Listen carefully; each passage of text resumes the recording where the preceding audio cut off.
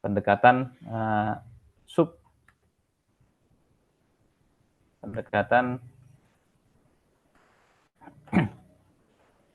atau bagian organisasi yang terdiri dari 3 level tadi. Apa aja Mas Stephen Alexander? Jadi bagi dibahas.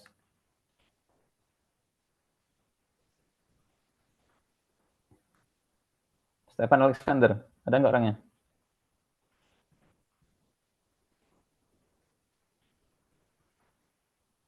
Ini dicatat Mas koordinator. Emang nggak ada orangnya, cuma check in aja. Saya pikir nggak usah dimasukin aja ya. Haji Hermawan? Iya, Pak. Apa Mas tadi pagi Mas penjelasannya? Tadi pagi tentang pertanyaan saya tadi apa pertanyaan saya? Oh, maaf Pak, kurang mendengarkan yang pertanyaannya Pak.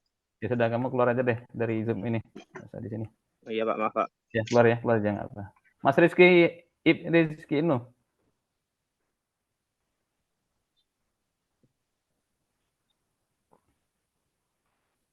Pertanyaan saya apa tadi, Mas?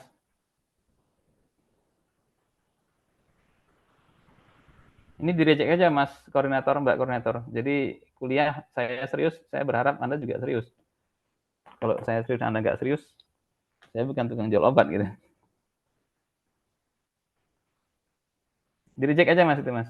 Katong Adiluhung.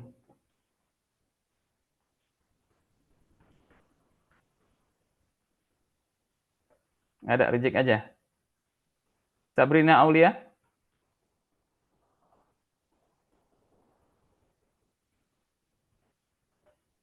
Gianada. Yang saya sebut nggak nongol, di-reject aja, Mas ya. Pak. Mbak koordinator, Mas ya. Bagaimana, Pak? Yang dipanggil nggak ada, nggak nyaut, di-reject aja. Ini kita bukan check-in. Ini kita kuliah, kan udah besar ya, ini kan jadi menggok jadi. Anda sudah dewasa, calon manajer. Kalau untuk kuliah aja check-in ngapain? Nggak akan jadi pimpinan Anda kalau kayak gitu. Iya kan?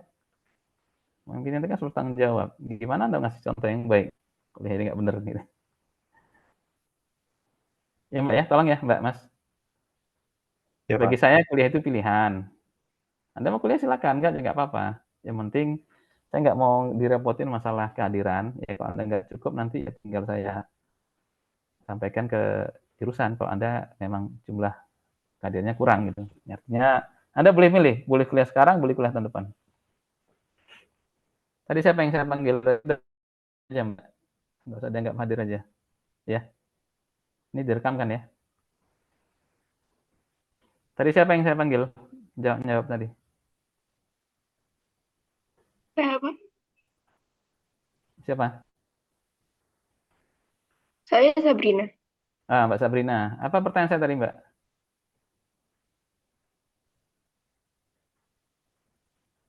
Mohon maaf, Pak, tadi belum terdengar. Oh iya. Ini kalau nggak muncul kayak gini. Paham ya? Koordinator tadi siapa? Mas Barus, Mbak Juli, sama satu lagi. Bentar, saya coba ingat. Yang ketiga tadi lupa saya.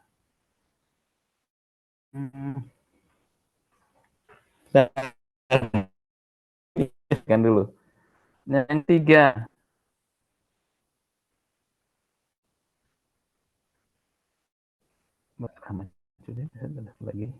Mbak Regina. Sorry Mbak Regina.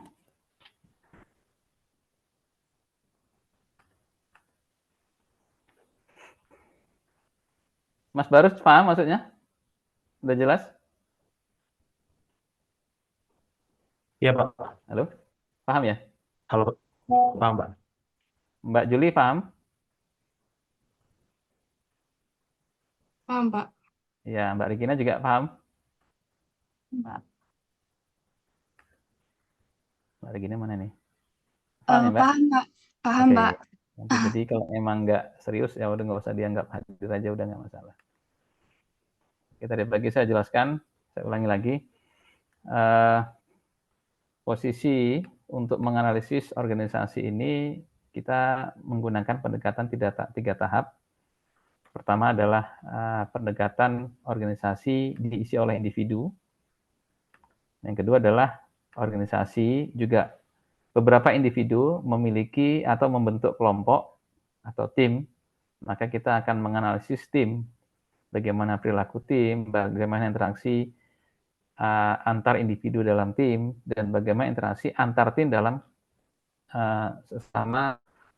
dalam satu organisasi. Yang berikut lagi adalah interorganisasi, yang level paling tinggi, yaitu bagaimana organisasi mengelola baik tim maupun individu di dalam satu organisasi yang sama. Dan semua ini merupakan tanggung jawab atau beban kerja dari seorang manajer. Maka kita akan masuk ke topik yang sekarang ini adalah apa fungsi dan peran seorang manajer. Ini lanjut aja ya. Pertama, siapakah para manajer? Manajer adalah seseorang yang mengkoordinasikan dan menguasai kerjaan orang lain agar tujuan organisasi dapat tercapai. Poin ini, dari kalimat ini harus Anda pahami adalah kita bukan raja. Bisa dipahami? Kita bukan raja. Artinya apa? Tidak mutlak perintah Anda itu diikuti oleh bawahan Anda. Saya turunkan dikit lagi dosisnya. Kita bukan komando. Kita bukan jenderal atau kita bukan pimpinan militer. Yang mana setiap seorang komandan memerintahkan bawahannya, pasti jawabannya siap. Betul kan ya? Ini contoh sore ini aja. Contoh sore ini. Saya nyuruh aktifkan kamera on, nggak aktif-aktif. Ditanya, alasannya nggak jelas suaranya. Ada yang nggak tahu. Ini kan tipikal seorang manajer seperti ini pekerjaannya. Nanti juga sama. Ini saya kasih bocoran ke Anda. Yakinlah bawahan Anda akan selalu mencari cara untuk ngeles kerjaan dari Anda. Itu secara umum biasanya terjadi. Secara umum biasanya terjadi. Kalau Anda mau introspeksi, bisa jadi Anda adalah pelaku ketika kerja di tim, atau misalnya kerja di, atau bergabung saat teamwork di laboratorium. Mungkin kan itu Anda pernah melakukannya kan ya? Anda cari cara atau berharap untuk tidak dapat tugas, tanggung jawab tertentu. Dan ini adalah satu hal yang lumrah. Bagaimana untuk menghadapi kondisi seperti itu? Ya tentunya di titik inilah kita sebagai seorang manajer atau calon manajer, bahasanya seperti itu ya, dilatih untuk bisa terbiasa mengkoordinasikan, mengarahkan, membujuk, memotivasi bawahan Anda sehingga mereka bisa patuh dengan Anda meskipun Anda tidak perlu mengancam atau memaksa atau mengintimidasi bawahan Anda. Sampai sini bisa dipahami.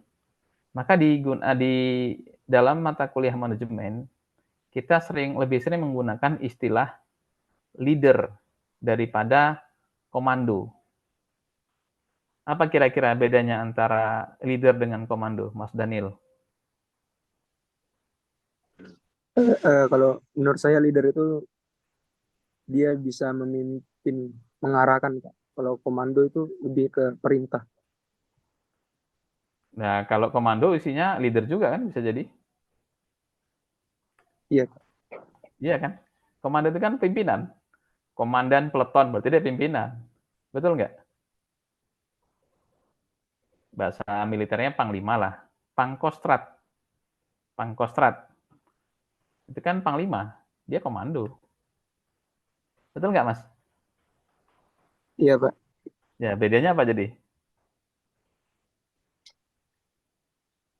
Anda kalau paham ini, sorry saya revisi. Kita kalau paham ini, kita jadi akan paham bagaimana nanti kita bertindak di keseharian kita sebagai calon pemimpin.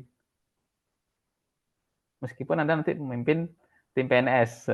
Jadi ini ilmunya berlaku umum. Berlaku umum gitu ya. Anda menjadi pengusaha, menjadi profesional, menjadi PNS, ASN gitu ya. Sama, Anda harus memahami karakter ini. Yang harus Anda pahami adalah kita ini rata-rata akan menjadi seorang calon leader. Kecuali nanti Anda tamat dari sini, misalnya Mas Daniel tamat langsung ikut seleksi perwira karir, Mas. Ada kan ya? Ada kan perwira militer yang direkrut dari tamatan S1 sarjana, sehingga nanti Anda lulus seleksi misalnya ikut secapa, sekolah calon perwira, nanti Anda tamat, pangkat Anda letnan 2. Nah, bisa jadi syarat dan ketentuan berlaku ya Mas Daniel ya. Itu nanti Anda calon komando. Anda calon komandan. Iya kan? Tapi kalau nanti Anda profesinya di dunia sipil, maka pada dasarnya tidak ada komandan. Tidak ada komando.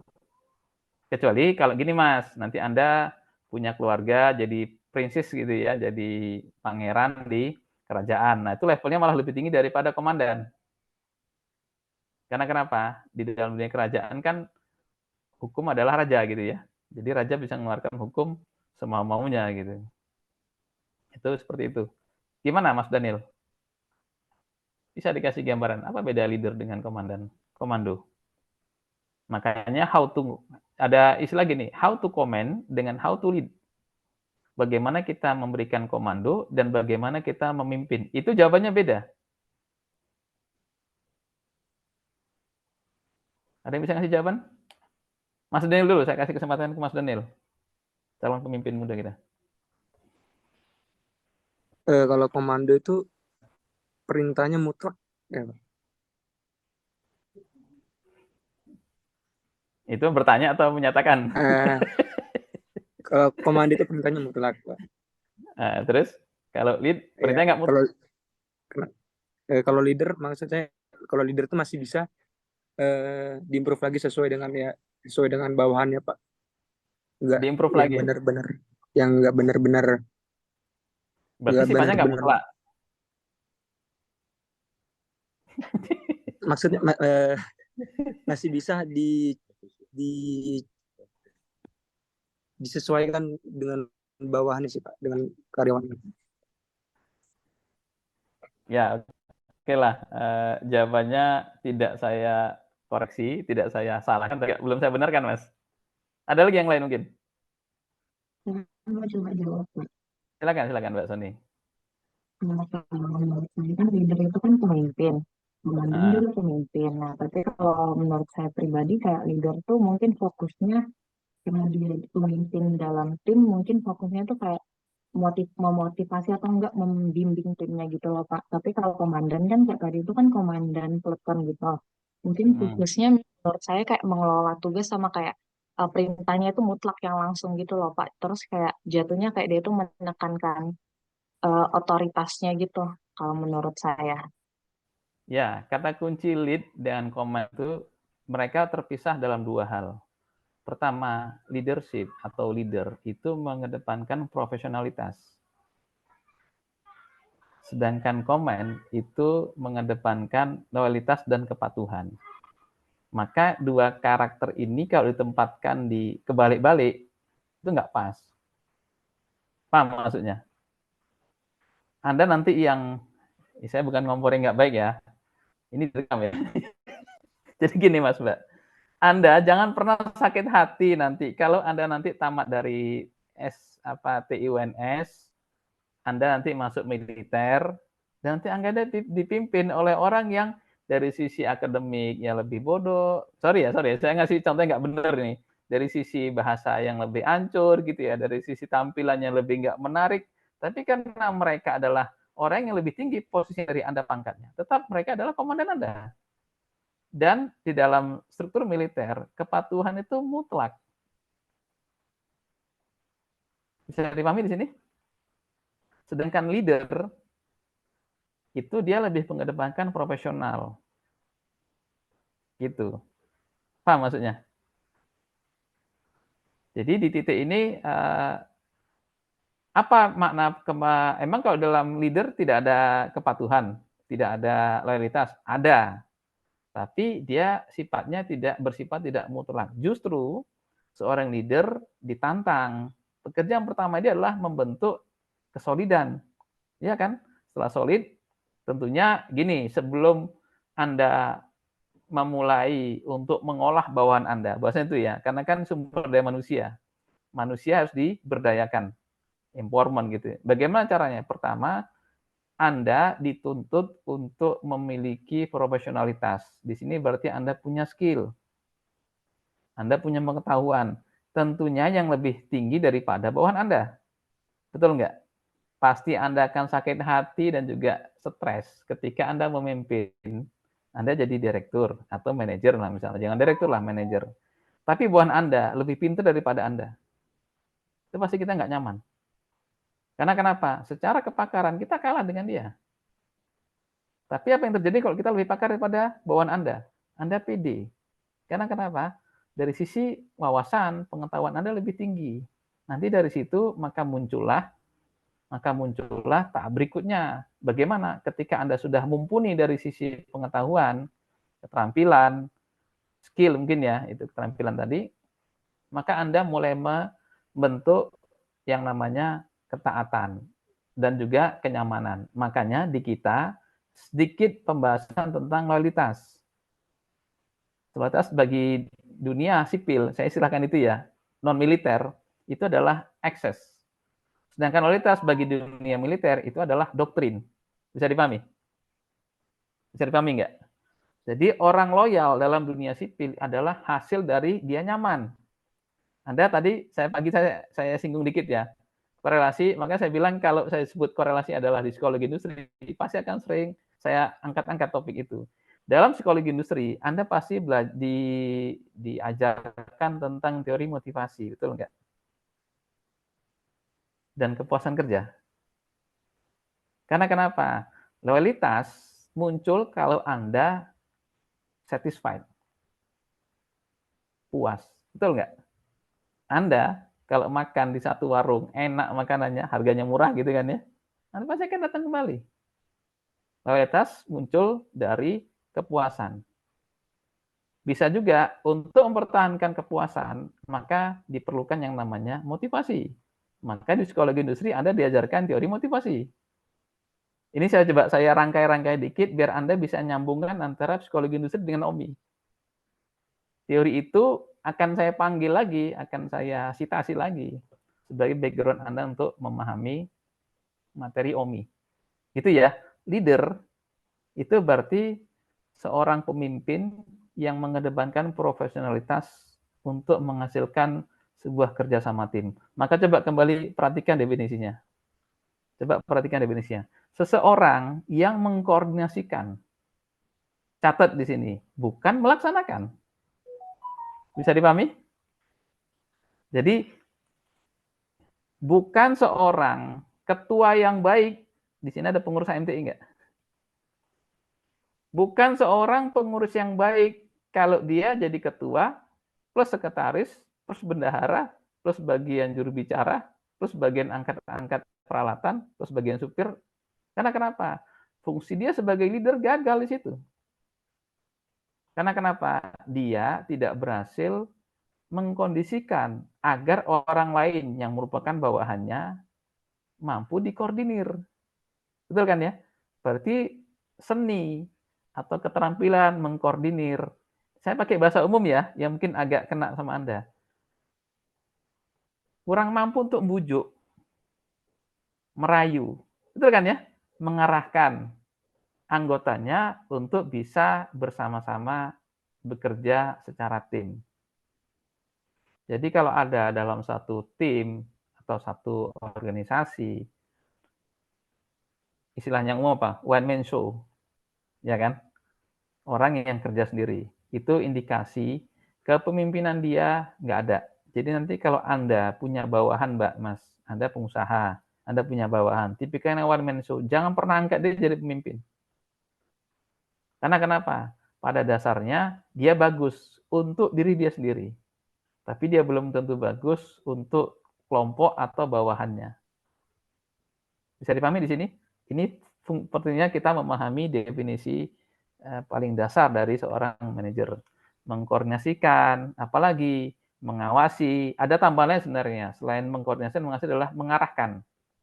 Mengarahkan siapa? Orang lain. Berarti di sini adalah bawahan Anda maksudnya. Bisa jadi juga atasan Anda. Bisa jadi atasan Anda. Apa contohnya? Misalnya gini, Anda pengen buat satu event di jurusan misalnya. Kapan kita mengkoordinasikan dengan atasan kita? Kita minta tolong Pak Danu, Pak, kita mau memakai gedung, tapi butuh izin. Coba Anda nyampaikannya nggak enak.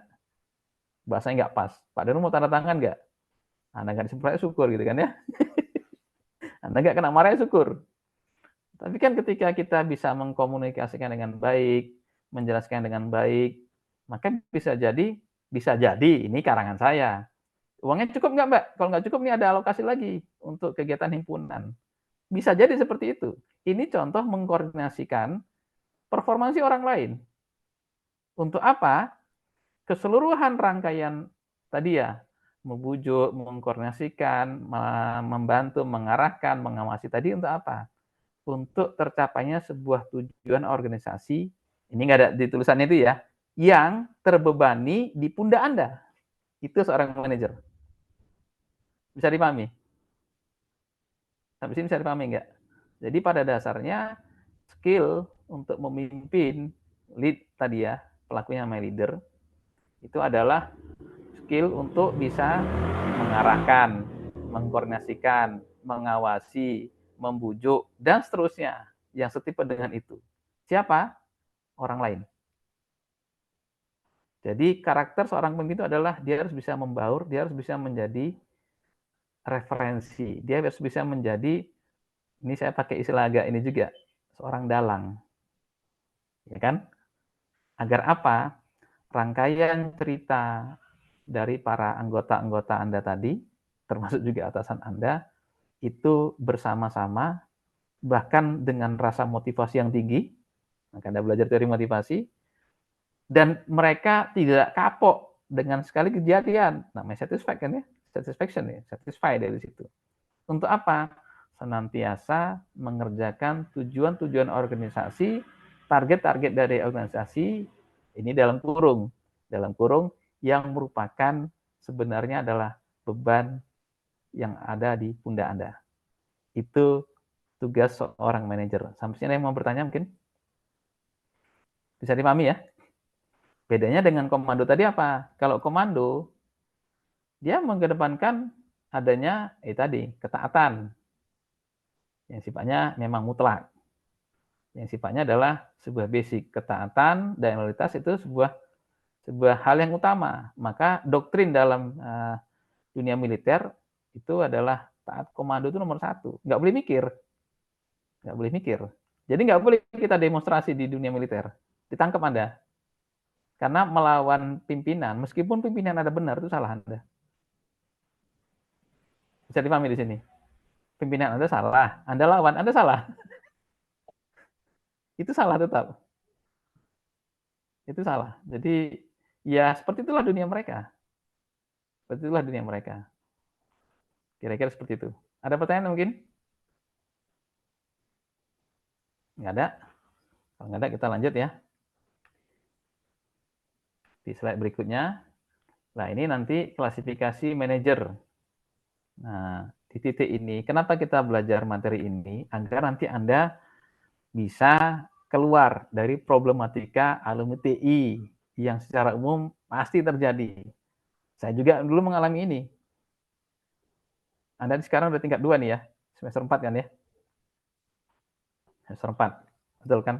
Nah sekarang saya tanya, sama yang kameranya mati. Mas Helmi, Rafif, mana orangnya? Bagaimana, Pak? Ya, Halo, Mas. bagaimana, Pak? Ya, dengar pertanyaan saya tadi? Halo, Pak, bisa diulangi? Iya, ya ini ceritanya. Mas Rahman, oke kok ada dimatiin, udah nggak bener lah itu. Rahman,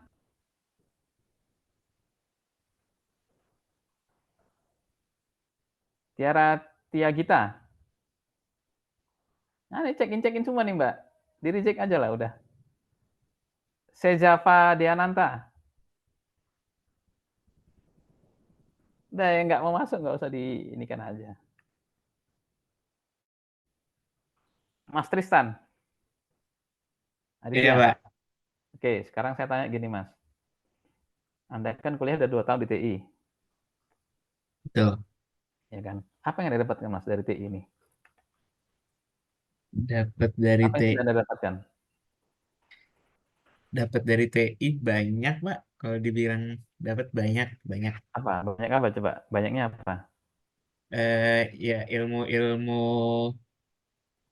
yang berhubungan TI seperti mungkin berhubungan sama ekonomi ataupun permesinan ataupun Atau dibalik gini, coba Mas menjelaskannya seakan-akan saya bukan orang TI. Jadi kalau misalnya gini ditanya sama Pak Le-nya Mas Tristan lah, Mas Le, ya kan gitu ya. Ini kok Le bahasa Jawa gitu ya. Le, udah 2 tahun kuliah di UNS Solo gitu kan. Berarti kan asumsinya udah ngerti bahasa Jawa. ya. Dapat Kalau apa Le di sana kuliah 2 tahun misalnya gitu. Gimana, Mas? kalau Ini misalnya berarti kayak coba jelasin. mungkin saya akan ngejelasin gimana ya. Teknik industri itu belajar untuk mengefisiensi dan mengefektivitaskan suatu industri dari berbagai macam hal, Pak. Mungkin seperti dalam mesinnya ataupun dalam Enggak, gini Mas. karyawan. Kamu coba jelasinnya seakan-akan ke Pak D kamu. Jadi kok dibilang efisiensi apa maning itu efisiensi. Apa itu efisiensi? Gimana ya? Gimana coba Mas? Nah, kan sederhana. Sekarang saya tanya gini Mas, Mas Tristan. Apa nanti yang nyeleksi Anda waktu Anda masuk kerja itu orang TI? Pasti orang TI. Belum tentu, Pak. Belum tentu kan ya. Biasanya nyeleksi itu orang HRD Mas. HRD itu pasti psikologi. Belum tentu TI. Yang dia tidak pernah kuliah TI satu hari pun. Coba kita coba menjelaskan TI kepada orang umum. Silakan Mas. Loh kok malah ketawa tuh piye? Silakan. Gimana bahasanya, Pak, kalau misalnya ini ya untuk mengoptimalisasi sistem sebuah industri? Itu pertanyaan atau pernyataan? Pernyataan. Oh, pernyataan. Enggak. Pernyataan. Kan apa namanya? Intonasi akhirnya kan meningkat. Berarti kan nama itu bertanya. Sudah makan? Kalau sudah Pernyataan, makan Pak. itu kabar. Kalau sudah makan itu bertanya. Kan gitu kan, Mas? Betul nggak? Ini bahasa Betul sih, Indonesianya Pak. mungkin waktu itu ya ini, mungkin lagi Zoom waktu itu ya. Coba silakan. Oke, makasih Mas Rizan. Ada yang lain nggak yang berani yang coba memberikan sebuah pertanyaan? Karena gini, nanti nyambung dengan slide ini. Saya sorry ya Mas Mbak, ini slide ini biasanya 8 slide awal tuh saya bisa ngajar sampai 2 kali. Tapi bagi saya nggak apa-apa lah, yang penting Anda clear dari awal. Ada yang bisa ngasih jawaban kira-kira? Silakan Mas Ilham. Ya Pak, izin menjawab ya Pak. Nggak usah pakai izin dong mau ditanya. Udah dikasih izin langsung. Gimana Mas? Jadi kalau saya bakal jelasin ke misal Pak D saya, itu nanti saya bakal jelasin simpelnya gini. Kalau teknik mesin itu kan berfokus untuk membuat mesin yang bagus. Kalau teknik itu nanti lebih kepada kita bagaimana mengorganisasi manusianya Pak. Kalau mesin ke mesin, kalau teknik mesin ke mesinnya, kalau teknik industri lebih ke manusianya Pak. Jadi bagaimana kita membuat sistem kerja yang optimal sehingga manusia di sistem itu dapat bekerja dengan maksimal, Pak. Wah, kalau gitu kamu nggak usah kuliah LSP, Mas. Nggak usah ngambil mata kuliah LSP. Nanti marah nih Prof Cucu nih. Di LSP kan juga belajar ini kan, penjadwal mesin. Betul nggak? Schedule nanti kan belajar. Di PIC juga belajar, Mas. Tentang inventory. Kan nggak ada orang ya? Ya, iya, Pak. Maksudnya tambahan itu juga. Oke, saya lanjut lagi ke Posi. Pak Yusuf dan kawan-kawan. Kan mereka belajar tentang sistem informasi, Mas. Sistem informasi kan bukan orang. Sekarang udah mirip orang. Ada AI gitu ya, Artificial Intelligence. Gimana, Mas? Apalagi di Silogbis. Kita sedikit belajar orang. Kalau mau jujur, Silogbis itu lebih fokus pada belajar uang daripada belajar orang. Iya kan? Iya, Anda nanti belajar ekonomi teknik, PIE, analisis biaya, nah manajemen keuangan, itu duit semua Mas. UUD pokoknya, Silogbis itu UUD, ujungnya duit. Orangnya dikit aja, sebagai pelaku aja tambahan dikit. Gimana Mas Ilham? Izin menjawab, Pak. Mungkin kalau yang silogis itu lebih ke itu Pak, apa memahami perilaku apa misal konsumen terhadap uang Pak. Jadi tambah lagi tadi ya, berarti panjang dong penjelasannya. Tapi oke lah, nggak apa-apa. Kalimat awal Mas Ilham menurut saya itu bagus, artinya membuat orang jadi mudah memahami. Gitu Mas, tadi siapa Mas? Aduh, yang sebelumnya. Jadi ini ya, Anda harus bisa menjelaskan kemampuan Anda kepada orang lain secara sederhana, secara ringkas, tapi orang lain bisa paham. Bisa dipahami di sini? Oke lah, PR Anda mesti 2 tahun lagi nanti untuk Anda persiapkan. Tapi maksud saya, di mata kuliah ini, saya akan berikan gambaran ke Anda bagaimana prediksi saya dan juga prediksi semua penulis manajemen terkait masalah karir seorang manajer. Paham ya di sini ya? Maka kalau Anda memang punya keinginan untuk jadi seorang manajer, fokuslah ke statement ini. Jadi gini Mas Mbak, ketika Anda tamat, apa yang harus Anda tunjukkan ke orang lain, buktikan ke orang lain, pertanggungjawabkan ke orang lain, itu Anda mampu. Urutannya kira-kira seperti ini. Di awal orang itu tidak fokus kepada Anda jago ngomong atau enggak. Tapi dia fokusnya kepada, maka nanti ada namanya first line manager. Kira-kira gambarnya seperti ini. Jadi dari non-managerial employee, ini jadi orang yang nggak punya bawahan, namanya non-managerial. Naik ke atas namanya first line manager. Penjelasannya kira-kira seperti ini. Seorang manajer yang secara langsung bertanggung jawab atas produksi barang dan jasa. Saya pakai bahasa yang lebih nyaman. Karir Anda di awal, ketika Anda menjadi seorang manajer. Sorry, pertanyaan gini, Mbak Anselin. Supervisor termasuk manajer nggak? Supervisor termasuk manajer nggak? Mbak Anselin? Suaranya dengar nggak?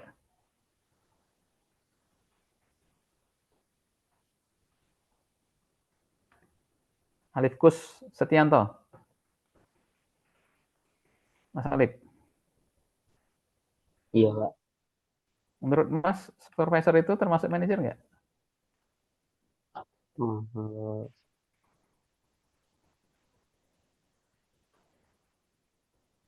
Iya, Pak.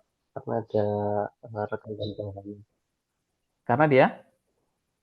Karena dia memiliki mungkin memiliki bawahannya, Pak. Ya benar itu. Jangan pakai kata mungkin. Pede Mas, optimis gitu. Iya Pak. Kenapa? Karena dia punya bawahan. Jadi gini, yang harus dipahami. Secara istilah di perusahaan bisa jadi supervisor beda dengan manajer. Paham ya? Kadang-kadang ada team leader, nanti naik ke atas supervisor, nanti naik ke atas kepala bagian. Itu cuma istilah yang nanti bisa jadi dibuat-buat oleh perusahaan. Biar apa? Biar panjang karirnya, Mas Alif. Jadi Anda untuk menjadi manajer itu bisa jadi butuh waktu 14 tahun. Anda bayangin Mas, kalau setiap 3 tahun orang masuk dari fresh graduate jadi manajer, itu nanti yang dikhawatirkan dari 1.000 orang karyawan, itu 900 orang itu manajer semua. Paham maksudnya? Kan babak belur nanti yang gaji ya kan? Maka dibuatlah panjang tangga untuk menduduki jabatan seorang manajer.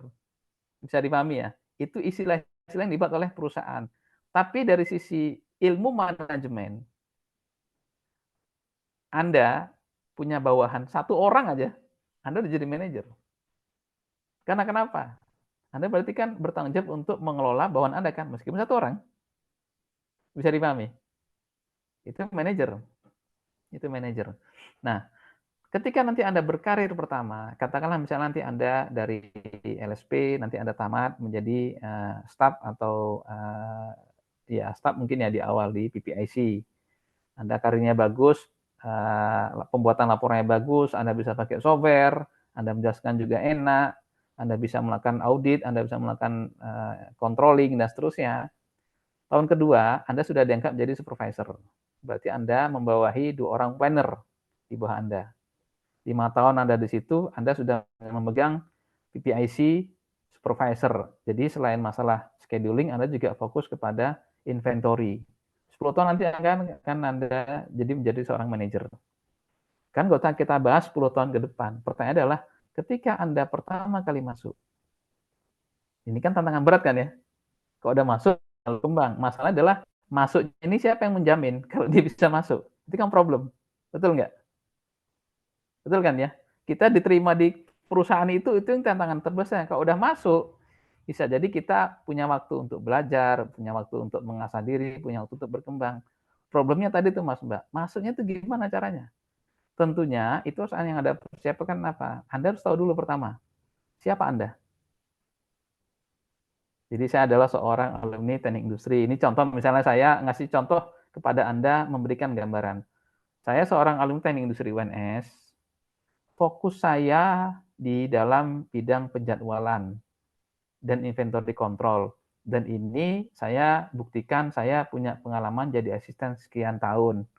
Kerja praktek saya kemarin di perusahaan pertambangan. Fokus saya adalah untuk menghitung stok split dari perusahaan batubara di Kalimantan. Saya sudah mengerti metode gini-gini. Jadi itu Anda gambarkan diri Anda. Agar apa? Si pewawancara tahu apa kemampuan Anda. Benar ya di sini? Dan saya juga punya pengalaman organisasi di himpunan, saya juga menjadi utusan UNS untuk demo, jangan demo lah. Misalnya untuk konferensi internasional mahasiswa, Liga Mahasiswa se-ASEAN bicara masalah perkembangan budaya. Itu Anda sampaikan. Jadi mendeskripsikan siapa Anda itu sangat penting, Mas Mbak. Pahami ini. Latihlah diri Anda untuk menjelaskan secara taktis, secara ringkas, padat, tapi orang paham. Di sini paham maksudnya? Nah, cuman kalau untuk dunia kerja, itu tidak cukup. Anda harus tambahkan lagi. Ternyata, gini Mas, Mbak, saya lanjutkan tadi metode teorinya ya. Berdasarkan teori ini, seseorang itu akan masuk ke dunia kerja, sebentar, saya izin switch ini dulu ya. Presentasi mungkin yang lebih menarik pemahamannya, sebentar. Ini saya copy aja deh.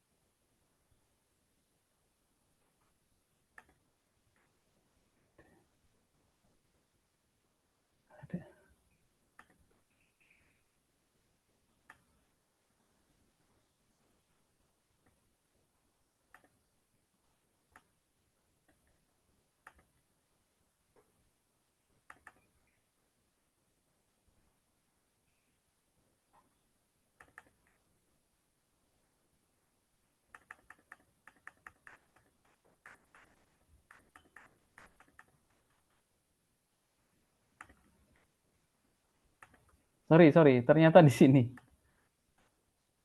Nah, ini dia. Kelihatan? Kelihatan, Pak. Ya. Jadi kira-kira seperti ini Mas, Mbak. Di awal kita masuk, itu yang dibutuhkan itu adalah technical skill. Jadi penggambaran Anda ketika nanti Anda akan melamar kerja, fokuslah ke technical skill. Apa itu technical skill? Bukan skill teknis dalam arti bidang ilmu teknis. Salah. Tapi apa itu skill teknis? Adalah skill yang berkaitan dengan teknis pekerjaan secara spesifik. Contoh misalnya gini. Kenal jurusan hukum kan ya?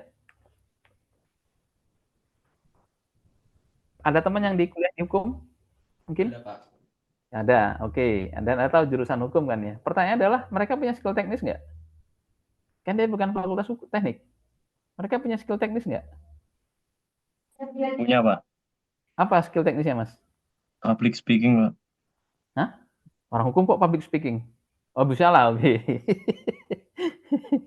Ya, salah satunya misalnya adalah mereka bertanggung jawab untuk masalah legal drafting. Mereka kan nanti yang buat perjanjian gitu kan ya, menyusun naskah perjanjian, menyusun naskah sebuah transaksi, kan, mencatatkan, itu kan skill teknis mereka. Oke, lanjut lagi. Anda juga mungkin tahu orang akuntan, yang jurusan yang kuliah di akuntansi, apa skill mereka? Ada kan? Itu skill teknis. Skill teknis mereka apa nanti di situ? Seorang yang kuliah di fakultas kedokteran umum, bukan gigi, dokter gigi juga bisa. Ada nggak skill teknis mereka? Ada. Mendiagnosa, ya kan, merumuskan atau menyusun resep yang cocok dan seterusnya. Itu skill teknis. Pertanyaannya adalah Anda sebagai orang TI, skill teknisnya Anda apa? Ini PR terbesar bagi Anda nanti. Apa skill teknis Anda kira-kira? Tentunya nanti, ya Pak, kami punya waktu 2 tahun lagi untuk belajar. Oke, nggak apa-apa. Yang penting saya ingatkan hari ini, sore ini, Anda harus susun itu ya, Mas, Mbak. Anda harus paham skill teknis Anda di mana. Karena nanti ketika Anda tamat, Anda nggak mungkin langsung diangkat jadi direktur kan? Betul nggak? Pasti Anda nanti masuk jadi tadi tuh, bisa jadi staff dulu, supervisor, maka tunjukkanlah kemampuan teknis di bidang, di unit, di departemen, di bagian yang memang Anda akan masuki. Misalnya ada lowongan menjadi seorang staf di marketing. Anda kan nanti harus mengarahkan skill teknis Anda di marketing. Jangan nanti Anda fokusnya ke ergonomi. Orang mereka nyari marketing, kok Anda sampaikan saya ahli ergonomi, kan nggak nyambung. Bisa dipahami di sini? Halo? Masih lanjut ini ya? Oke. Ini sinyal saya bagus nggak, Mas Alamsyah? Bisa didengar nggak? Bisa, Pak. Oke.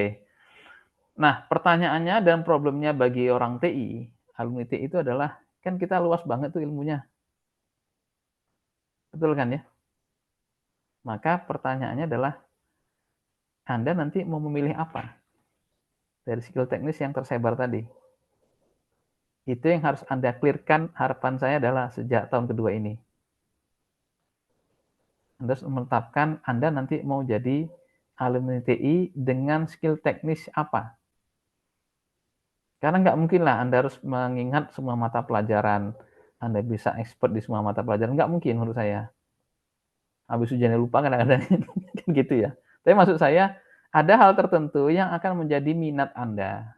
Itu nanti Anda akan asah dan Anda berani pertarungkan sebagai bahan skill Anda untuk dipertarungkan dengan kompetitor lain yang apply di tempat yang sama. Bisa dipahami nggak di sini? Ada yang mau bertanya mungkin tentang statement ini? Saya kasih contoh lagi nih. Saya dulu waktu tamat S1, saya mengklaim saya adalah alumni teknik industri yang ngerti penjadwalan. Kenapa? Karena dulu saya waktu kuliah S1, saya 2 tahun lebih. 3 tahun. Jadi asisten di lab sistem produksi. Yang kedua, saya punya pengalaman mengajar dan ikut mengasisteni praktikum di luar kampus saya di beberapa tempat. masih kuliah. Dan skripsi saya tentang penjadwalan. Dan memang saya banyak membaca buku-buku tentang penjadwalan. Sehingga ketika saya ditanya, apa yang kamu bisa? Kan biasa seperti itu biasa pertanyaannya. Kenapa kamu yakin daftar ke perusahaan kami? Apa yang kamu bisa? Apa yang akan kamu tawarkan kepada kami sehingga kami akan menerima Anda? Itu pasti pertanyaan sederhana yang mereka akan tanyakan. Nah, waktu itu karena posisinya adalah PPIC, saya jawab, saya mahasiswa S1-nya dulu, saya waktu kuliah itu karena kan masih pertama kuliah ya. Saya waktu kuliah, saya jadi asisten praktikum, saya asisten lab, saya pernah ikut risetnya dosen, saya pernah jadi asisten di tempat lain, saya pernah ikut nyusun buku praktikum, saya pernah ini, dan skrip saya tentang PPIC. Dan saya siap ditanya-tanya tentang teori-teori tentang penjadwalan. Dan saya pernah magang saya di satu perusahaan, dan waktu itu saya bahas juga, dan itu seputar penjadwalan. Jadi konstruksi terhadap informasi tersebut Anda susun sehingga si pendengar, berarti Anda adalah pewawancara kan ya, jadi yakin terhadap statement Anda. Kalau mau lebih mantap lagi gini Mas Alif, tantang dia. Dan saya siap ditanya terkait masalah teori-teori penjadwalan. Gitu. Jadi kita yakin banget dan kita bisa meyakinkan si pewawancara kita memang kita mampu. Yang penting satu Mas Alif, ketika ditanya harus jawabnya. Jangan lupa. Jadi itu skill teknis. Sampai sini bisa dipahami ya. Apakah harus penjadwalan? Ya enggak. Jadi selama masa 2 tahun ini atau kuliah Anda di S1 ini, Anda kalau keluar nanti harus bisa menetapkan lah minimal 1, bisa lebih bagus 2 atau 3 gitu ya, cadangan untuk Anda bisa mengkonstruksi sebuah pertanyaan atau sebuah jawaban atau sebuah gambaran tentang apakah technical skill Anda. Jadi nggak bisa Anda bilang gini, saya adalah alumni teknik industri, saya ngerti bagaimana optimasi, gitu. Itu umum banget. Saya ngerti PSKI, saya ngerti POSI, saya ngerti, Anda Superman. Saya aja sekarang nggak ngerti PSKI. Jadi kami udah spesifik, saya suruh ngajar PSKI, lari saya. Nggak berani saya nanti, kalau ketemu sama asisten bisa jadi lebih pintar mereka. Bisa dipahami ya di sini ya. Jadi Anda harus susun, dan Anda susun itu 2. Pertama, nyusun jawaban yang baik. Yang kedua adalah Anda susun pengalaman Anda dan pengetahuan Anda. Itulah pentingnya Anda nanti masuk ke lab. Ini saya sekaligus menyampaikan pesan ke Anda. Sebaiknya masuk lab lah. Agar apa? Pengalaman Anda, knowledge Anda itu nanti akan berkembang. Harapannya bisa berinteraksi dengan para dosen-dosen di lab. Dan gini Mas, Mbak. Kalau Anda ingin punya pengalaman kerja, maka jangan Anda mencukupkan diri dengan praktikum. Namanya juga praktikum, kan pura-pura. Betul nggak Mbak Sony? Praktikum itu pura-pura kan? Iya kan? Iya. Jadi kalau Anda pengen dapat pengalaman real case, maka Anda harus ikut proyek dosen, meskipun nggak dibayar. Nggak, saya bukan promo nanti biar supaya Pak, saya mau ikut proyek thank you. Nggak juga, artinya pokoknya Anda sebisa mungkin ikut proyek dosen yang itu betul-betul real case di luar kampus. Pengalaman itu sangat-sangat berbeda dibandingkan kalau kita di dalam ikut proyek yang sifatnya dalam kampus. Kurang berikan tantangan gitu. Bisa dipahami di sini? Technical skill. Karena kenapa? Ini entry levelnya.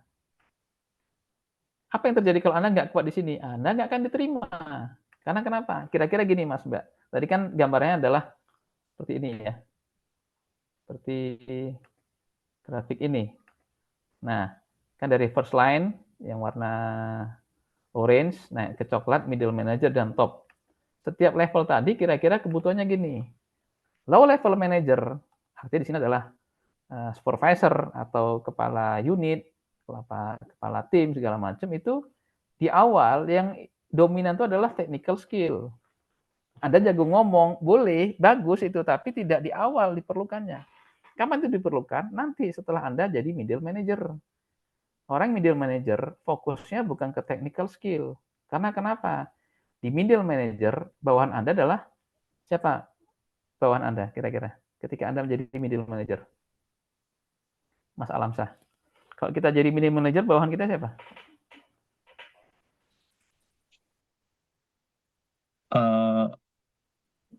First line manager, Pak. Iya, betul. First line atau first level manager atau first line manager. Di titik itu, kan beda kan ya, cara kita nyuruh pegawai biasa dengan manajer. Betul nggak, Mas? Iya kan? Betul, Pak. Iya, betul. Ya, makanya di titik itu skill-nya udah nggak fokus ke teknis lagi. Dan ketika Anda sudah menduduki middle manager, Anda nggak boleh bilang gini, wah, itu saya nggak tahu, urusan saya bukan, itu bukan urusan saya, itu urusan kamu. Nggak boleh gitu. Kita semua harus tahu. Dan kita semua harus bisa mengayomi anggota kita. Di mana ketika Anda menduduki posisi sebagai middle manager, bawahan Anda adalah para manajer. Pinter-pinterlah minta informasi kalau emang Anda nggak ngerti. Betul kan ya? Anda misalnya gini, Mas, Anda di first level manajernya, Anda menjadi tim marketing. Marketing itu beda loh dengan sales. Bisa dipahami? Sales itu fokusnya menjual, marketing itu fokusnya memetakan pasar. Jadi kalau bisa saya istilahkan, sales itu fokusnya selling. Marketing itu fokusnya cenderung ke R&D, riset. Bagaimana mendesain promosi, bagaimana mendesain iklan, bagaimana mendesain produk untuk menyesuaikan dengan kompetitor. Udah jadi produknya marketing, digas sama sales. Pokoknya harus laku jual, gimana pun caranya. Nah, pertanyaan gini Mas Mbak, ketika Anda di awal di first line manajernya Anda jadi marketing, Anda naik level menjadi misalnya manajer sales and marketing. Berarti kan ada bidang lain yang Anda ambil kan waktu itu kan? Yang Anda harus kelola, yang itu sebenarnya bukan jalur Anda. Apa langsung Anda bilang ke direktur, sorry Pak, saya nggak terima. Kenapa? Saya nggak pernah belajar di sales. Apa gitu? Saya maunya pokoknya nanti manajernya marketing aja Pak, Bapak ubah lagi aja organisasinya, biar supaya nanti dari saya marketing, jadi manajer marketing, manajer sales sendiri. Bapak ambil dari orang sales. Kira-kira gitu nggak Mas Alamsyah? Anda suruh ngubah gitu, ditawarin naik jabatan tapi suruh diterima tapi syaratnya adalah struktur organisasi harus diubah. Apa kira-kira seperti itu diterima? Tidak, Pak. Enggak kan ya? Iya, tidak. Ditawarin ada syukur gitu kan ya? Ya. Betul nggak? Nah, berarti kan Anda harus mengelola tim baru yang seumur-umur nggak pernah Anda kelola. Betul. Di titik ini, kita bukan butuh technical skill saja. Technical skill boleh, dan itu kan sudah Anda asah waktu Anda menjadi first line manager. Apa level 2 ini yang harus Anda butuhkan? Di middle manager itu, Anda butuh bagaimana melakukan human skill. Apa itu human skill? Ya berhubungan baik dengan orang. Agar apa? Ya tadi itu, membujuk orang, mengambil informasi dari orang dengan cara yang enak, Mas. Sehingga yang ketidaktahuan kita bisa ditutupi oleh bawahan kita tanpa ngerasa bawahan kita menyepelekan kita. Bisa dipahami di sini? Ini di middle manager. Naik ke atas beda lagi. Naik ke atas beda lagi. Ketika nanti Anda sudah menjadi top level manager, urusan Anda bukan masalah hubungan baik sesama manajer. Kan ketika Anda menjadi top manager, siapa bawahan Anda? Adalah middle manager. Middle manager itu menunggu arahan. Arahan apa? Bukan arahan perintah tugas, kalau itu mereka udah tahu. Bahkan mereka bisa mengembangkan. Apa yang mereka tunggu adalah arahan tentang futuristik. Jadi kemana mau kita bawa Pak arah perusahaannya nanti 3 tahun ke depan? Ya kita silaturahmi aja baik-banyak. Kan nggak benar gitu.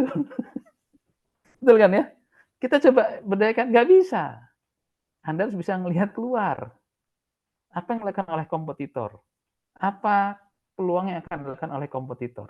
Bagaimana pergerakan kompetitor? Bagaimana pergerakan keinginan pelanggan? Bagaimana kemampuan daya beli mereka? Ada nggak pengaruh pilpres nanti, misalnya pemilih nanti dengan daya beli kita 2 tahun ke depan? Itu kan futuristik.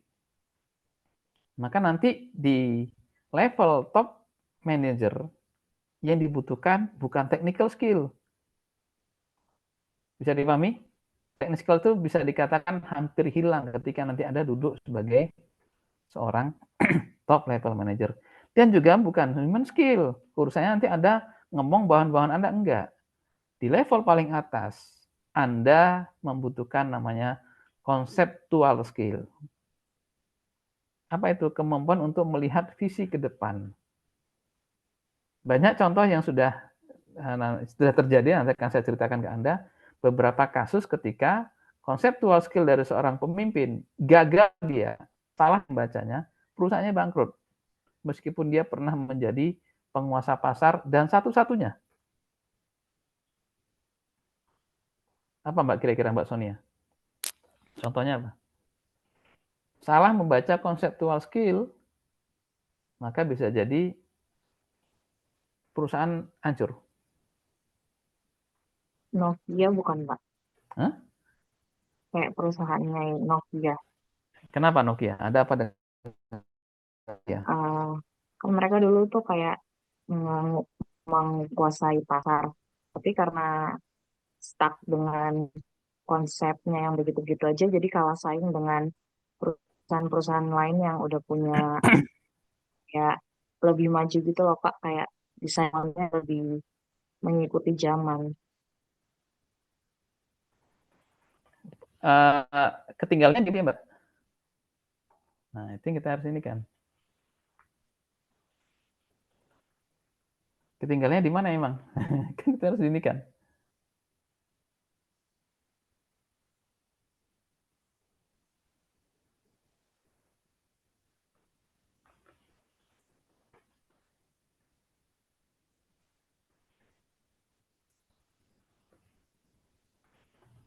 Contoh misalnya gini.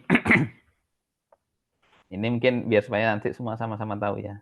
Taksi terbesar di Indonesia sebelum ada Gojek itu apa Mbak Sonia? Armada taksi terbesar di Indonesia Mbak sebelum ada Gojek dan Grab. Perusahaan apa Mbak? Perusahaan taksi apa? Nggak tahu. Lagi browsing. Jawabannya adalah Bluebird. Iya kan? Dan ketika muncul Gojek, Bluebird belum bereaksi. Karena kenapa? Dia bilang, kami sudah dideklar sebagai the honesty taksi. Taksi paling jujur. Udah tenang aja. Taksi online nggak akan ganggu pasar kita. Ini kan pendapat Gojek di taksi Bluebird di awal, sehingga mereka agak santai. Bahkan kehadiran taksi online waktu itu diserang kan ya, di demo sama taksi Bluebird. Tapi apa yang terjadi? Hukum tetap hukum, aturan tetap aturan, tapi pelanggan sudah bergeser.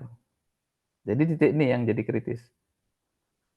Kalau saya membaca dari sisi manajemen, pimpinan gagal membaca keinginan pelanggan ke depan relatif terhadap berkendaraan umum. Jadi pahami? Ini kan ini kemampuan konseptual, futuristik. Bisa dipahami sini. Apa yang terjadi saat ini? Bluebird omsetnya turun, bahkan sahamnya dibeli oleh Gojek. Contoh kedua, yang mungkin Anda juga bisa paham. Dulu jaringan penjualan retail supermarket Matahari, department store, kan merajai Indonesia, betul kan? Iya kan? Dia kalah oleh siapa? Oleh jin gitu ya. Kenapa?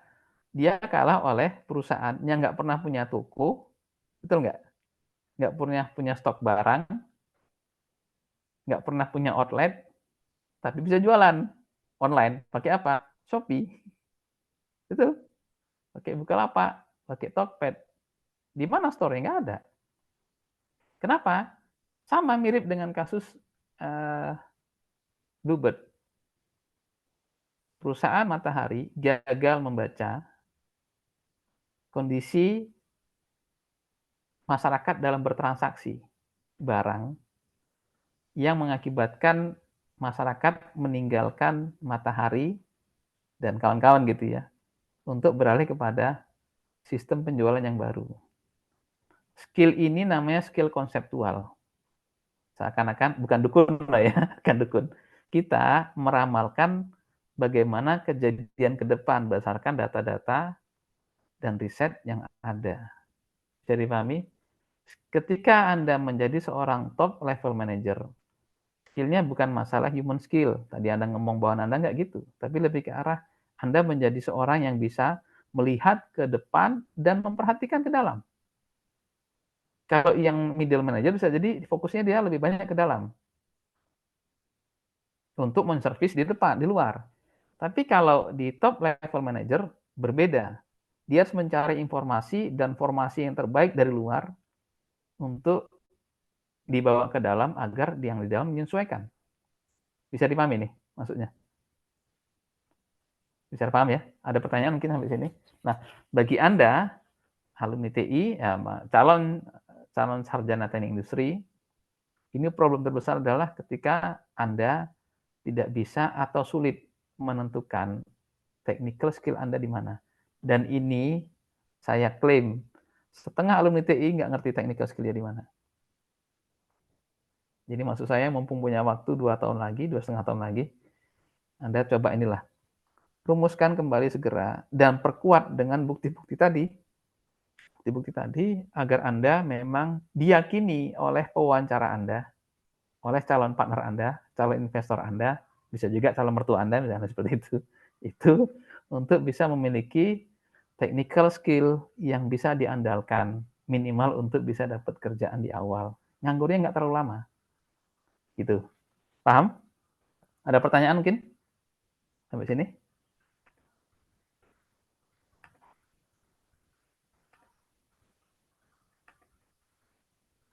Sampai sini tadi ya. Middle manager contohnya di sini bisa jadi adalah project manager. Ya sama, karena di project manager, Anda pernah dengar project manager? Biasanya nanti Anda kalau kerja di perusahaan-perusahaan konstruksi gitu kan ya. Nanti di awal Anda fokus kepada cost accounting, atau nanti fokus kepada membuat RAB, atau nanti Anda fokus membuat planning, manajemen proyek, karena kan Anda anak TI gitu ya. Dapatkan mata kuliah manajemen proyek, fokus. Ketika Anda memegang schedule manajemen proyek, nanti Anda bisa menerjemahkannya pakai kurva S, Anda bisa mengestimasikannya dari sisi RAB, dan Anda bagus, bisa aja di loncatan Anda di awal sebelum jadi bidang manager, Anda magang dulu. Magangnya di mana? Di project manager. Paham di sini? Project manager berarti manajer yang sifatnya sementara, karena project. Project manager berarti manajer yang sifatnya by project. By project berarti kan terminated. Betul? Sementara. Misalnya gimana? Anda ikut project untuk pembangunan ruas atau section 9 tol Jambi-Palembang. Durasi waktu 1 tahun. Setelah 1 tahun, kan jabatannya hilang. Anda kembali seperti awal. Tapi project manager itu sebenarnya kategorinya adalah middle manager. Karena kenapa? Di bawah itu Anda nanti akan berinteraksi dengan para manajer-manajer di bawahnya. Manajer procurement, manajer SDM, manajer peralatan, equipment, dan seterusnya. Untuk proyek tertentu. Jadi saya sering istilahkan di depan kelas, saya sampaikan seperti ini. Ketika Anda diberikan kesempatan untuk menjadi project manager, ambil Mbak Mas. Dan beraktinglah sebaik-baiknya. Karena kenapa? Itu magang Anda sebelum Anda menjadi the real middle manager. Itu sekolahnya dulu magangnya di project manager. Jadi jangan kebalik ketika Anda megang dikasih tantangan project manager karena tempatnya tidak di kota gitu ya, di tengah hutan, Anda banyak ngeluh segala macam, jangan gitu. Karena nanti biasanya dari project manager itu nanti biasanya diberi Anda bagus, naik levelnya. Apa levelnya? Levelnya adalah Anda nanti akan dipegangi branch manager. Nah, jadi yang awalnya project naik level menjadi pimpinan cabang. Pimpinan cabang. Itu kan middle manager juga. Betul kan ya? Nanti terus pimpinan cabang juga nanti sekolah lagi. Cabang yang paling kampung, lama-lama nanti cabang yang paling metropolitan. Branch manager sih, tapi di DKI Jakarta itu levelnya beda dengan branch manager. Levelnya misalnya di Sulawesi. Sama branch manager, tapi kelasnya beda. Kalau dalam militer bisa jadi Kapolres, yang lain itu misalnya cukup dia AKBP, Letkol. Tapi ketika di Kapolresnya di Jakarta, nah bisa jadi ada kombes. Bisa dipahami di sini. Levelnya beda, pangkatnya levelnya sama, tapi nanti grade atau kelasnya itu udah beda.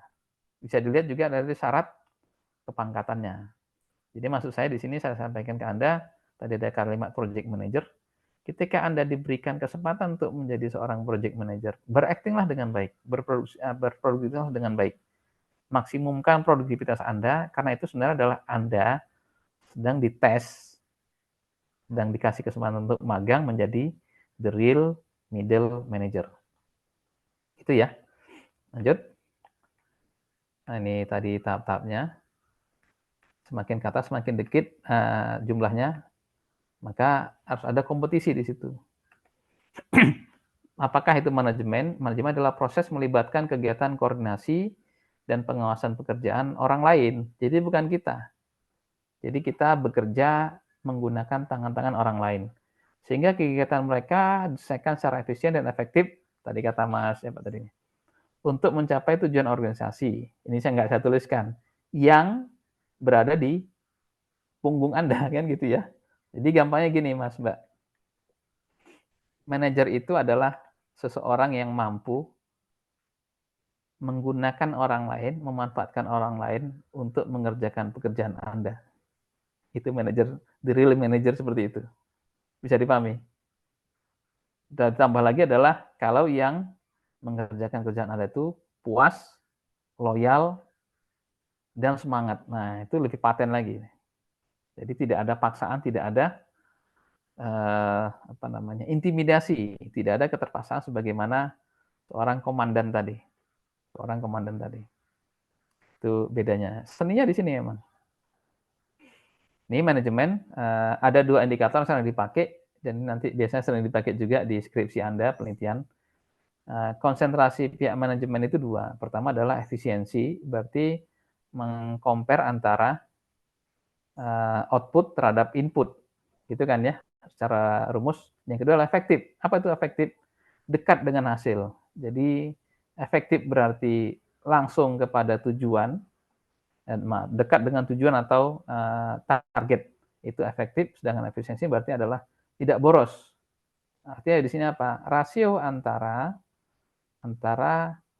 output dengan input itu semakin besar. Kalau rasio output dengan inputnya semakin kecil, itu berarti indikasi tidak baik. Maka muncullah slogan yang sering mungkin Anda sering dengar di TI, dengan modal sekecil-kecilnya, berharap untung sebesar-besarnya. Itu bahasa lain dari yang namanya efisien. Gitu. Lanjut. Nah, ini masalah efisiensi dan efektif. Nanti bisa Anda baca ya. Manifestasi dari yang tadi. Apakah yang dilakukan oleh para manajer? 3 pendekatan untuk mendefinisikan tindakan yang dilakukan oleh para manajer. Pertama adalah fungsi apa yang harus dijalankan, peran apa yang harus dimainkan, dan skill apa yang harus dimiliki. Jadi 3 ini menjadi fondasi dasar bagi Anda untuk menjalankan fungsi dan peran Anda sebagai seorang manajer. Seorang manajer itu seperti seorang dalang, ini kalimat saya, yang bisa mengubah peran suara dan gerak tangan untuk menyesuaikan watak wayang yang dimainkan, atau seperti seorang artis yang harus memerankan peran berbeda dalam episode yang sama. Ini penjelasannya. Jadi seorang manajer itu mirip seorang dalang. Saya nggak yakin Mbak Sony pernah nonton wayang. Kalau pun nonton pasti dia nggak ngerti artinya. Ya kan? Betul kan Mbak? Nah iya. Saya cari dulu orang Jawa. Mana orang Jawa sini? Mbak Rahma Juli orang Jawa nggak? Iya, Pak. Jawa asli atau Jawa palsu? Jawa palsu. Jawa asli, Pak. Jawa asli. Sekarang saya tanya Mbak, berapa jumlah tokoh wayang? Kalau Jangan jawab banyak, karena lebih dari 3 itu banyak. Berapa jumlah tokoh wayang? Ini kita cek ini, asli atau palsu ini. Berapa jumlah tokoh wayang? Mas Barus juga enggak. Sekarang ya Mas Barus. Tahu saya, enggak tahu pasti. Berapa Mbak Juli? Tahu enggak? Ini yang Mas Alip Kustianto. Berapa Mas jumlah tokoh wayang Mas?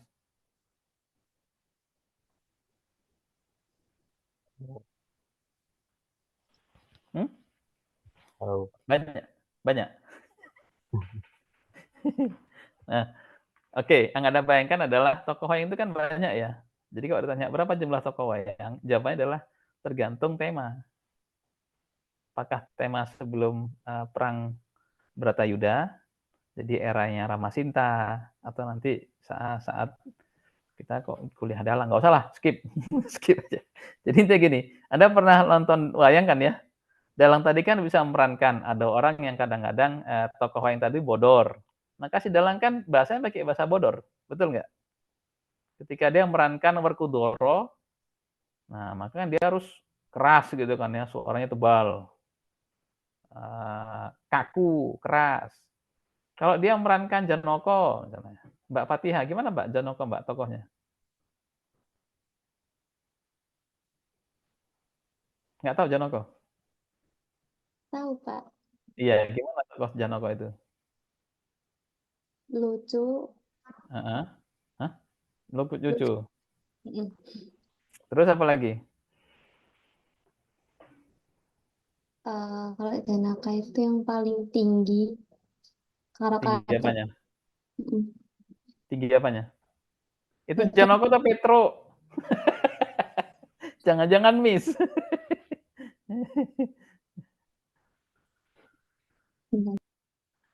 Ya, saya izin cerita dikit tentang wayang ya. Misalnya kan tokoh-tokoh Punakawan, itu kan antara Semar dengan Bagong udah beda, betul nggak? Ya kan? Udah beda kan? Ya nggak tahu ya udah diem aja lah pokoknya. Siapa yang bawa? Dalangnya sama kan? Tapi pentokohannya beda. Anda seperti seorang manajer nanti seperti itu Mas, Mbak. Anda harus bisa membawakan suasana Anda, suasana hati, suasana bahasa, suasana keramahan, suasana ketegasan. Itu sesuaikanlah dengan tokoh. Di sini berarti adalah apa? Anak buah Anda. Bisa dipahami? Anak buah Anda modelnya sensitif, agak-agak melankolis, bentak dikit nangis. Jangan bentak-bentak lah. Nanti tiap hari nangis terus, ketemu Anda pasti nangis. Kenapa nangis? Bukan karena haru, karena takut. Kan stres dia nanti. Keluar nanti dia resign. Kenapa resign? Saya takut sama bapak itu, Pak. Dia mandang saya aja, saya takut. Apalagi dia senyum. Kalau dia marah pingsan saya. Itu kan nggak boleh gitu. Itu tokoh yang gagal. Itu pimpinan yang gagal. Tapi jangan juga kebalik, Mas, Mbak. Ketika Anda memimpin seorang yang memang dia kalau nggak diancam, nggak kerja. Ada seperti itu kan? Ada seperti itu. Anda jangan pakai gaya melankolis, gaya sensitif. Nggak boleh. Anda tegas. Pak, besok jangan terlambat ya. Terlambat saya tinggal. Jadi tegas dan keras. Jadi sesuaikanlah bahasanya itu ya. Antara siapa yang Anda pimpin dengan bagaimana gaya Anda memimpin. Maka saya istilahkan tadi paling gampang manajer itu mirip dalang. Dalam satu waktu yang sama, dalam satu lakon yang sama, dia bisa jadi memperagakan 50-60 tokoh. Betul nggak? Saya ambil contoh kecil ya. Di keluarga Anda. Orang tua Anda kan sebenarnya memerankan itu. Betul nggak? Ada mungkin saudara Anda yang seumur-umur nggak pernah dibentak. Giliran Anda, kalau ngomong pasti bentak-bentak. Tapi apakah orang tua Anda nggak sayang dengan Anda? Nggak ada. Saya juga orang tua, saya punya anak. Pada dasarnya kami semua sayang sama anak-anak kami. Tapi cara komunikasinya beda-beda. Komunikasinya beda-beda. Ada yang memang komunikasinya dengan cara kelembutan. Yang satu memang harus ada dengan kekerasan. Karena kenapa? Ini anak kalau nggak diancam nggak mau kerja. Misalnya seperti itu. Tapi yakinlah sebenarnya tujuan mereka semua sama. Apa itu? Membuat Anda jadi orang yang berhasil, orang yang baik itu. Tapi caranya beda-beda. Jadi bukan artinya Bapak kalau sama ini keras berarti pilih kasih, enggak gitu. Nanti Anda juga sama Mas Mbak, ketika nanti Anda menjadi seorang pimpinan di perusahaan, ya Anda harus jadi dalang. Skala kecilnya Anda coba lihat orang tua Anda nanti, orang tua Anda. Biar itu ibu Anda, mungkin itu orang bapak Anda gitu, atau ayah gitu ya, ayah atau ibu Anda lihat bagaimana mereka bersikap kepada anak-anaknya bisa jadi perbedaan. Perbedaan tersebut bukan menandai perbedaan kasih sayang, enggak ada. Separah-parahnya anak, tetap aja kalau ada celaka si anak itu si orang tua sedih. Ya kan? Pasti orang tua itu kepikiran. Meskipun sehari-hari kalau nggak berantem, nggak mantep gitu kan. Tapi pada dasarnya mereka memiliki kasih sayang sama. Cara kasih sayang itu yang kadang-kadang beda-beda gitu ya. Jadi kita nggak usah kuliah tentang keluarga ya, kita lanjut kuliah tentang manajemen. Tapi maksud saya ada kemiripan di antara praktek seorang manajer dengan yang tadi saya ceritakan seperti dalang atau dengan rumah tangga. Oke, kita lanjut ke ini mungkin materi terakhir. Tadi karena diingetin jam 17.40. Jadi gini Mas Mbak, Anda harus ingat-ingat kalimat ini. Perusahaan itu, pernah dengar istilah mismanagement? Apa tuh Mas Bagus, mismanagement? Bagus Raka. Ya Pak, Apa tuh mismanagement? belum pernah mendengar Pak. Hah? Minimal kan baru beberapa menit yang lalu Mas. Mismanagement kan baru saya bilang. Ada yang tahu apa artinya mismanagement?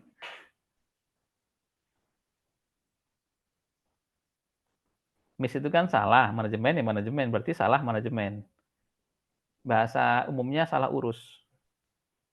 Perusahaan, kalau ada siapapun datang ke Anda, Anda seorang manajer gitu ya, atau Anda misalnya di kampung, ada perusahaan kecil, datang bercerita gitu ya, mungkin temannya orang tua Anda, Mbaknya kuliah di teknik industri ya? Iya. Teknik industri kan belajar manajemen? Iya. Mbak aku diajarin, itu ada perusahaanku, ada usahaku di rumah, ada masalah gini-gini. Kok kelihatannya salah urus atau mismanajemen? Pertama kan harus Anda yakini adalah, jadi kalau orang nyebutnya mismanajemen atau salah urus, pertama kali yang harus yakini adalah masalahnya pasti nggak akan keluar dari 4 hal, seperti yang di slide. Peluang pertama dia salah planning. Yang kedua salah organizing. Yang ketiga salah leading. Atau di sini activating. Nanti ada beda antara activating dengan leading. Yang keempat adalah controlling. Udah itu aja. Paham maksudnya? Jadi kalau ada orang bilang perusahaanku nih kayak salah urus, nggak benar ngurusnya segala macam, saya jamin Mbak Mas, pasti dia tidak akan keluar dari 5 hal tadi. Salah perencanaan, salah organisasi, non-organisasinya ya, salah leading, berarti salah memimpin, atau salah activating. Ini 2 hal yang setara, tapi beda peruntukan. Yang terakhir adalah salah controlling. Maka di Stephen Robin mengatakan ini fungsi utama seorang manajer dan kegiatan utama dalam kegiatan manajerial. Planning, organizing, activating, atau controlling disebut dengan POAC atau POLC. Planning, organizing, leading, dan controlling. Sampai sini paham? Jadi ini kata kuncinya. Kata kuncinya, kalau Anda diminta, ya kan bisa jadi kan ya gitu. Karena Anda misalnya pas mudik nanti liburan, pulang kampung, nah, tolong dong dibantu gini-gini. Udah, langkah pertama temukan 4 itu. Karena pasti ketemu di situ. Saya jamin itu, nggak akan keluar dari situ. Kalau nggak salah planning, salah organizing, salah activating atau leading, yang terutama adalah salah controlling. Definisi apa Anda silakan baca sendiri. Saya akan masuk ke apa beda activating dengan leading. Kan tadi saya katakan A dengan C-nya, dengan L-nya sama gitu kan ya. Penggunaan POAC, berarti itu ada activating-nya. Itu cocok kalau organisasinya nggak banyak mikir. Bisa dipahami? Bisa dipahami nggak maksudnya? Jadi kalau perusahaan yang kita kelola, aktivitas rutinnya tidak memerlukan pikiran yang banyak. Itu pakainya activating. Justru kalau mereka mikir, kerjanya lambat. Apa contohnya? Saya ngasih contoh misalnya. Anda buat perusahaan, atau usaha di rumah, atau Anda menganalisis, sedang memperbaiki perusahaan untuk butik. Tapi bukan butiknya, tapi ke arah, sorry, bukan butik, tapi konveksi. Jadi di situ Anda punya perusahaan, Anda punya misalnya 5 penjahit, 3 orang tim pemotong, yang gambar Anda sendiri. Yang jahit kan tinggal menunggu instruksi kan ya. Nanti jahit gini, ini contohnya seperti ini. Dia perlu mikir nggak? Nggak perlu. Nggak perlu. Ya kerjanya cuma itu aja, rutinnya terus seperti itu. Tolong buatin ini, kita ada order 500.000 pieces. Ya udah, buatin berulang terus, nggak pakai mikir. Kalau dia mikir lama malah terlambat kerjanya. Di titik ini Anda pakainya POAK, Planning, Organizing, Activating. Karena kenapa? Fokusnya adalah pelaksanaan. Bisa dipahami? Bisa dipahami ya? Lanjut lagi, contoh kedua. Anda tamat dari TIUNS buat perusahaan. Perusahaan apa? Parkir. Secure parkir itu ratusan miliar loh.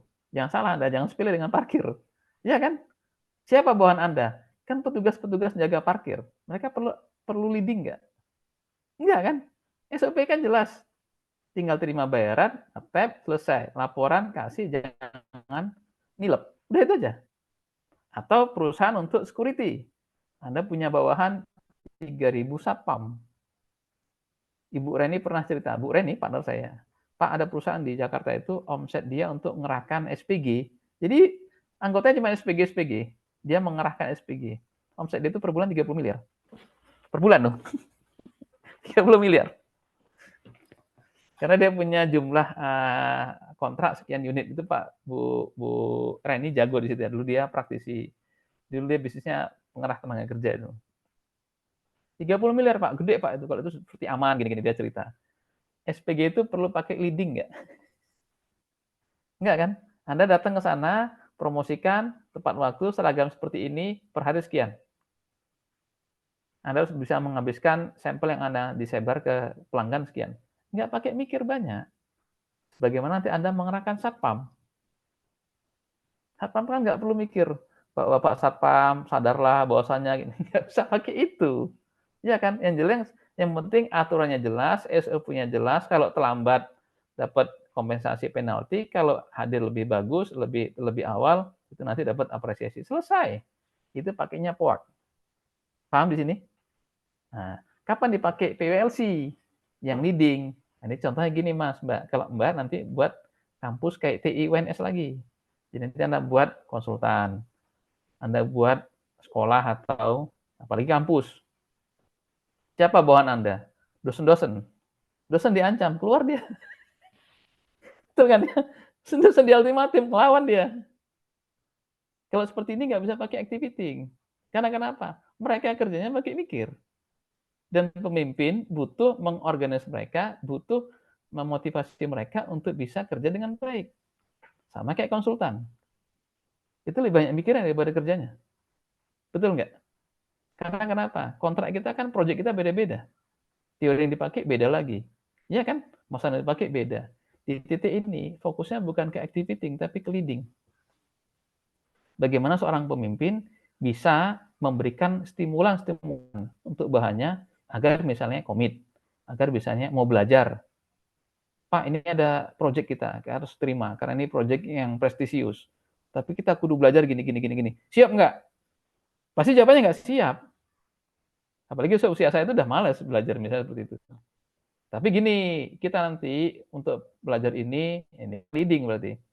Kita mungkin akan ngecamp di Pulau Seribu selama seminggu. Nanti kita akan di training gini. Atau misalnya gini, untuk mengerti topik ini, kita nanti akan diberangkatkan kursus ke Singapura selama seminggu. Itu kan leading, betul nggak? Untuk apa? Membujuk orang. Malas belajar itu kan pada dasarnya orang malas. Kebanyakan ya. Diembel-embelnya dengan namanya jalan-jalan. Bujuk kan? Ngerayu kan? Iya. Iya. Ngerayu ke sana. Akhirnya Singapura ya? Seminggu ya? Iya. Kita belajar di sana. Dari expertise yang ini. Pulang dapat sertifikat. Oke lah, boleh. Kalau gitu. Ini leading. PWLC dipakai untuk karakter perusahaan yang memang kita butuh memang mengompori gitu ya. Motivasi, mengarahkan, membujuk bawahan kita untuk mau melakukan kerjaan yang sebenarnya bukan kerjaan dia. Atau yang sifatnya sangat dinamis sekali. Itu pakainya leading. Bisa dipahami di sini bedanya? Ini 4 fungsi utama. Saya tadi ngasih garansi. Masalah apapun di perusahaan, biasanya problemnya bersumber dari 4 hal tadi. POAK atau PLC. Selesai. Anda tinggal lihat aja karakternya bagaimana. Oke, sampai sini ada pertanyaan? Jelas ya? Jadi kegiatan utama manajemen, manajerial itu ada 4. Dan ini biasanya kegiatan utama ini menjadi sumber penyakit. Salah satu nggak benar, pasti ngerembet ke yang lain. Dan 4 ini, kalau analogi saya seperti saya ajarkan tahun-tahun lalu, itu seperti penyakit internis, penyakit dalam. Bisa sangat efektif untuk membuat perusahaan itu jadi mati. Betul nggak? Jadi Anda salah planning, mati perusahaannya. Bisa terjadi. Anda salah organizing, menempatkan orang yang seharusnya jadi pimpinan malah jadi tukang cari musuh. Bubar itu perusahaannya. Betul kan ya? Menempatkan orang yang seharusnya membujuk malah ngintimidasi. Keluar orangnya. Karena kenapa? Gagal melakukan leading. Atau kebalikannya, menempatkan orang dan akhirnya membuat orang yang awalnya produktif jadi nggak produktif. Karena kenapa? Sok-sok jago. Pernah dengar gitu kan ya? Pimpinan yang sok-sok jago akhirnya bawahan nggak mau ngerasa dilangkahi, nggak mau ngerasa dibodoh-bodohi. Bubar juga. Kan masalah leading. Yang terakhir, kasus banyak organisasi-organisasi yang sifatnya sukarela, termasuk MTI mungkin. Kenapa nggak jalan-jalan? itu tuh aja programnya, nggak ada perkembangan selama puluhan tahun. Ya karena nggak ada controlling. Controlling itu sebagai evaluasi akhir untuk memberikan feedback di periode berikutnya. Kan nggak kan? Lakukan pertanggungjawaban cuma masalah bertanggung jawab terhadap rencana. Kan nggak ada continuous improvement-nya nggak ada di situ. Ya nggak apa-apa, di TI juga sama. Jadi kita samalah gitu. Jadi biasanya 4 hal ini menjadi problem di organisasi atau perusahaan. Dan itu menjadi tugas utama seorang manajer. Untuk apa? Menjaga agar perusahaan nggak mati gara-gara 4 hal tadi salah urus. Bisa dipahami? Planning, organizing, activating, atau leading, yang terakhir adalah controlling. Sudah 2 menit untuk mencapai 17.40. Ada pertanyaan mungkin? Mas Barus ya, nggak lewat ya? Nggak apa, aman. Aman, oke. Ada pertanyaan? Ada yang belum paham? Ini saya cuma memastikan biar supaya nanti kalau nggak lulus, yang berarti yang salah Anda gitu loh. Ada pertanyaan? Yang nggak ngerti? Nah, kan gitu. Atau gini, saya balik. Adakah penjelasan saya yang belum Anda pahami? Nah, ada? Paham semua berarti ya? Mudah-mudahan sampai selesai ya, gitu ya. Sampai selesai. Bisa Anda paham, dan saya senang sekali kalau Anda bisa paham, dan harapannya bisa Anda praktekkan nanti dalam dunia kerja atau dunia usaha. Dan ini adalah saya anggap sebagai investasi saya ke Anda untuk membuat Anda bisa sukses di satu saat nanti. Itu udah 17.39. Terima kasih, kita akhiri. Terima kasih atas partisipasi semuanya, dan saya berharap motivasi ini terjaga terus ya. Anda semangat belajar dan juga sangat semangat untuk mengambil informasi dan pengetahuan dari rekan-rekan kita lah di dosen. Terima kasih. Kita akhiri. Assalamualaikum warahmatullahi wabarakatuh. Selamat sore. Waalaikumsalam. Selamat sore, Pak. Makasih, Pak. Terima kasih.